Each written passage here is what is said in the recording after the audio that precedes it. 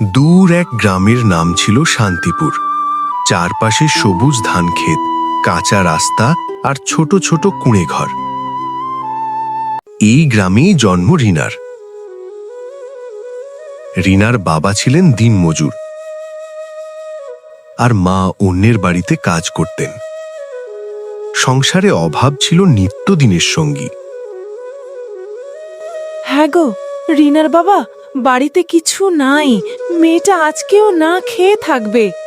গিন্নি, আজকেও বাজারের অনেক কম মানুষ ছিল, কিছুই নিয়ে আসতে পারলাম না গিন্নি। ছোটবেলা থেকেই রিনা ছিল খুব বুদ্ধিমতী ও কৌতূহলী। স্কুলে যেতে তার খুব ভালো লাগত। অন্য বাচ্চারা খেলাধুলা করলেও রিনা বই নিয়ে বসে থাকত। সে বুঝত পড়াশোনাই আমাকে এই দারিদ্র্য থেকে মুক্ত করবে। কিন্তু পথটা সহজ ছিল না। অনেক সময় বই কেনার টাকা থাকত না। তখন সে স্কুলের লাইব্রেরি থেকে পুরনো বই এনে পড়ত। রাতে কেরোসিন বাতির আলোয় পড়তে পড়তে চোখ জ্বালা করত, তবু সে হাল ছাড়েনি।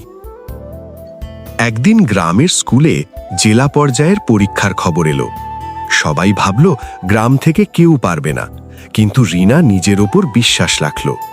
কঠোর পরিশ্রম করে সে পরীক্ষায় প্রথম স্থান অর্জন করল। এই সাফল্য বদলে দিল তার জীবন। সে বৃত্তি পেল, শহরের ভালো স্কুলে পড়ার সুযোগ পেল। নতুন পরিবেশে শুরুতে সে ভয় পেয়েছিল, কিন্তু তার বুদ্ধি আর অধ্যবসায় তাকে এগিয়ে নিয়ে যায়। বছর গড়িয়ে রিনা বড় হলো। সে উচ্চশিক্ষা শেষ করে একজন শিক্ষিকা হলো। কিন্তু সে শহরেই থেমে থাকেনি। সে ফিরে এলো নিজের গ্রামে। গ্রামে এসে সে একটি ছোট স্কুল গড়ে তোলে।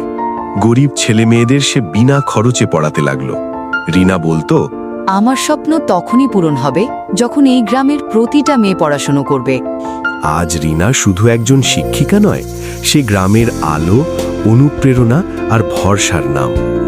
শিক্ষা, অভাব কখনো বাধা হতে পারে, কিন্তু বুদ্ধি, পরিশ্রম আর আত্মবিশ্বাস থাকলে স্বপ্ন পূরণ হবেই।